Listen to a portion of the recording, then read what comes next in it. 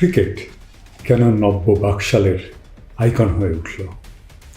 আমরা জানি আওয়ামী লীগের রাজনীতির ভিত্তি বাঙালি জাতীয়তাবাদ।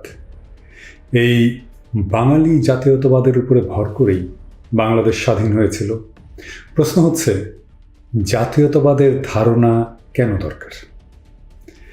জাতীয়তাবাদ এমন একটা অদৃশ্য বন্ধন যা একটা জাতিগোষ্ঠীকে একসাথে ধরে রাখে।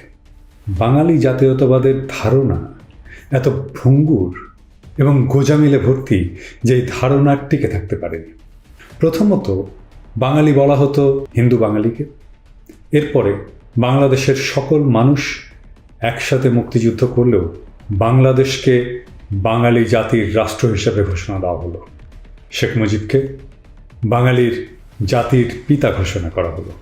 প্রশ্ন হলো, মমতা ব্যানার্জি কি শেখ মুজিবকে বাঙালি জাতির পিতা বলে মানে বা মানবে? উত্তর হচ্ছে মানে না, বা কখনোই মানবে না। তাহলে এই যে বাঙালি প্রপঞ্চ যেটা আওয়ামী লীগ আমাদেরকে উপহার দিল, সেই বাঙালি কে?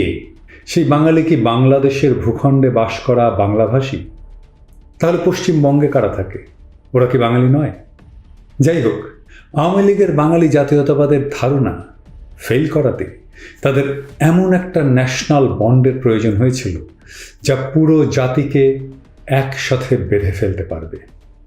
এই আলাপে ঢোকার আগে আমরা এই জাতীয়তাবাদ বিষয়টা একাডেমিক্যালি বোঝার জন্য একজন বিখ্যাত সোসিওলজিস্টের কাছে হাত পাতব।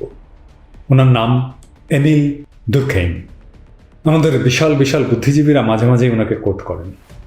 দুরখেইমের জাতীয়তাবাদ নিয়ে অনেক কাজ আছে, কিন্তু সবচেয়ে ইন্টারেস্টিং কথা তিনি বলেছেন ধর্ম সম্পর্কে কথা বলতে গিয়ে। তিনি বলেছেন, ধর্ম এমন একটা সামাজিক শক্তি যা মানুষকে এক জায়গায় ধরে রাখে, যেন মানুষ তাদের সাধারণ বৈশিষ্ট্যগুলি দেখতে পারে এবং এর মধ্যে দিয়েই ধর্ম অদৃশ্য নৈতিক এবং আত্মিক বন্ধনকে দৃশ্যমান করে তোলে। কিন্তু দুরখেইম এই ধারণার মধ্যে একটা সমস্যা দেখেছিলেন। তিনি বলেছিলেন, পশ্চিমে সমাজ যত বেশি সেকুলারাইজড হচ্ছে, ধর্ম দিয়ে জনগোষ্ঠীকে একসাথে ঐক্যবদ্ধ রাখা কঠিন হয়ে যাচ্ছে। কারণ কোনো সমাজেই আর একটা ধর্ম নয়, অনেকগুলো ধর্মের মানুষ একসাথে বাস করছে। আগে সমাজের বন্ধনের যে প্রতীকগুলো ছিল, যেমন চার্চ বা রাজা, সেগুলোর বদলে নতুন প্রতীকের প্রয়োজন হয়ে পড়ছে যা জনগোষ্ঠীকে ধরে রাখবে এক অচ্ছেদ্য বন্ধনে। আজকের দুনিয়ায় প্রায় সব দেশেই তো জনগোষ্ঠী হোমোজেনিয়াস না। এক রাষ্ট্রের সব নাগরিক তো একটা ধর্ম পালন করে না, তাই নতুন সিম্বল দরকার। দুরখেইমের মতে জাতীয় পতাকা সেই প্রতীক উইথ রিলিজিয়াস সিগনিফিক্যান্স যা একটা কমিউনিটিকে ধরে রাখে। সংবিধানের জন্যে প্রতীক প্রয়োজনীয়, কারণ প্রতীক অ্যাবস্ট্রাক্ট কনসেপ্টকে সিম্বলাইজ করে, একজন মানুষকে তার আইডেন্টিটি দেয়, তাকে একটা গ্রুপে বিলং করার ধারণা দেয়। দুরখেইম বলেছেন, আমাদের সমস্ত ভালো গুণাবলীকে আমরা আরোপ করি একটা পবিত্র প্রতীকে, যা সেকুলার সমাজে একটা পতাকা অথবা জাতি। আমরা ওই সিম্বল বা প্রতীকের মধ্যে নিজেকে মূর্ত হতে দেখি।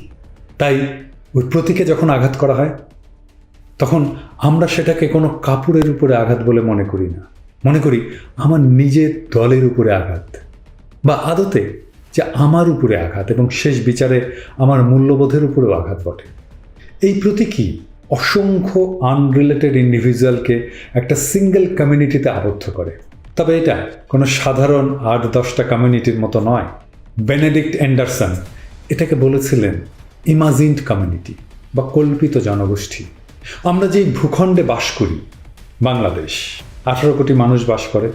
নেতাদের কয়জনের সঙ্গে বা আমাদের দেখা হয় বা দেখা হবে, কিন্তু আমরা সবাই কোনো না কোনোভাবে এই জনগোষ্ঠীর সাথে কানেকশন অনুভব করি, একটা ইমোশনাল কানেকশন অনুভব করি।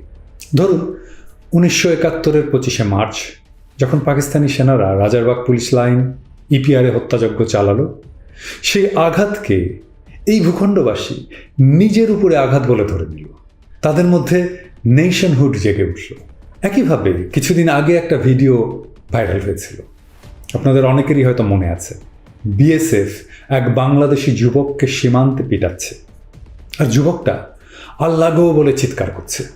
সে যখন আল্লাহ গো বলে চিৎকার করছে, ঠিক ওই মুহূর্তের আঘাতটা যেন সব বাংলাদেশের সব নাগরিকের গায়ে এসে লাগে।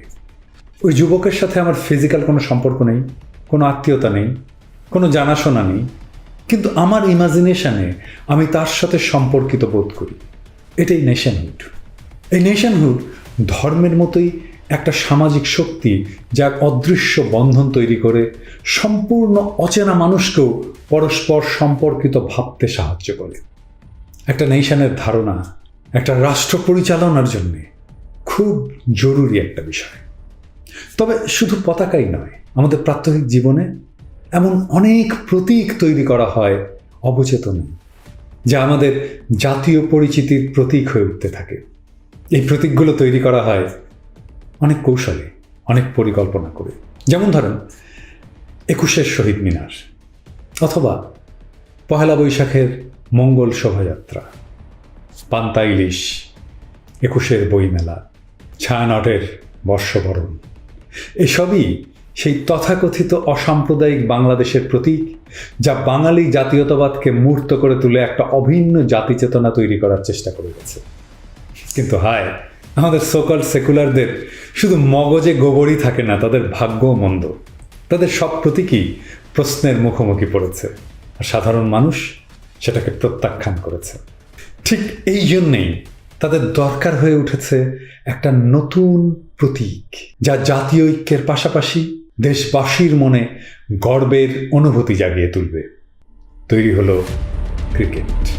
এই ক্রিকেট প্রপঞ্চ, এটা তৈরি হয়েছিল আওয়ামী লীগের প্রথম শাসনামলে, খেয়াল করে দেখবেন। আর ক্রিকেট দলকে সমর্থন করাই হয়ে উঠল দেশপ্রেমের আর এক নিদর্শন। মাইকেল বেলেক বলে এক রাষ্ট্রবিজ্ঞানী বলেছেন, জাতীয়তাবাদ আর দেশপ্রেম এ দুটোই একই মুদ্রার দুই পিঠ। এই দুই ধারণাই যেটা প্রতিষ্ঠা করার চেষ্টা করে তা হচ্ছে আমাদের জীবনের চাইতেও মূল্যবান কিছু আছে, যার জন্য জীবনটা দিয়ে দেওয়া যায়। এভাবেই রাষ্ট্র নামের প্রপঞ্চ তার নাগরিকের শরীর, তার কর্মক্ষমতা, তার ইমোশন, তার আবেগ, তার শ্রমকে নিয়ন্ত্রণ করার চেষ্টা করে, তার আবেগ আর আইডেন্টিটিকে নিয়ন্ত্রণ করার মাধ্যমে। খেলাকে সব দেশেই, সব যুগেই জাতীয় আইডেন্টিটির প্রতীক করে তোলা হয়েছে। খেয়াল করলে দেখবেন খেলার সাথেই থাকে জাতীয় সঙ্গীত আর পতাকা। শুধু তাই না, পতাকা হাতে মার্চ পাস্ট করে যাওয়া ঠিক সামরিক বাহিনীর মতো। কোথাও কোথাও থাকে সামরিক উপস্থিতি। কখনো কখনো খেলার মাঠের উপরে আকাশে বোমার বিমানের মহড়া হয়, তারা নানা কসরত করে, রং ছিটায়, পতাকা ওড়ায়। আওয়ামী লীগ ঠিক একইভাবে ক্রিকেটকে বাংলাদেশের একটা নতুন সেকুলার প্রতীক করে তুলতে চাইছে, যা ফ্যাসিস্ট শাসনেও জনগণকে ঐক্যবদ্ধ হবার একটা ধারণা দেবে। সে একটা ডিলিউশন তৈরি করবে। তাই সে চায় আমরা বাংলাদেশের পতাকা নিয়ে ক্রিকেটে বুঁদ হয়ে থাকি, অন্য দেশের পতাকা তার গায়ে জ্বালা ধরায়। খেলা আসলে রাজনীতি, কিন্তু এই রাজনীতিটা আমরা চোখে দেখি না। খেলা শাসকের সফট পাওয়ার। খেলা শাসকের সেই মার্কেটিং টুল, যা দিয়ে দেশের জনগণের মনে একটা ফিল গুড বা ভালো লাগার অনুভূতি সৃষ্টি করে। সফট পাওয়ার হিসাবে খেলা, বা বিশেষ করে ক্রিকেট, এই অঞ্চলে দারুণ শক্তিধর। একটা রাষ্ট্র তার সফট পাওয়ার ব্যবহার করতেই পারে, কিন্তু একটা ব্যাড রেজিম এই সফট পাওয়ার ব্যবহার করে দুনিয়াকে এটাও দেখাতে পারে যে এই জাতি ঐক্যবদ্ধ, যেটা সে নয়।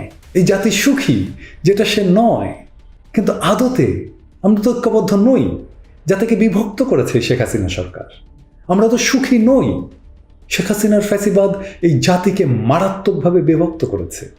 এই ক্রিকেটের জনপ্রিয়তাকে কাজে লাগিয়ে মাশরাফিকে নৈশ ভোটের এমপি বানিয়ে দুনিয়াকে দেখিয়েছে পপুলার ক্যান্ডিডেট আওয়ামী লীগের প্রার্থী হয়েছে, তাই আওয়ামী লীগ জিতেছে। কিন্তু বাংলাদেশের তারুণ্য আজ ঠিক করেছে ফ্যাসিবাদকে এই সফট পাওয়ার ব্যবহার করতে সে দেবে না।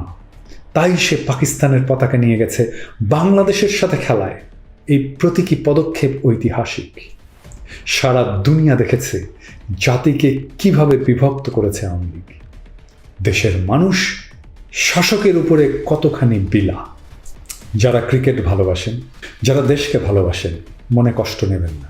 ফ্যাসিবাদের পতনের পর আমরা আবার ক্রিকেট নিয়ে গর্ব করব, আমরা আবার একসাথে লাল সবুজের পতাকা ওড়াবো, কিন্তু তার আগে ফ্যাসিবাদের হাতে এই দারুণ খেলাকে ব্যবহার হতে দেব না। তার জন্য যত কৌশল নিতে হয় বাংলার দামাল তরুণেরা নেবে, ওদের উপরে ভরসা রাখুন।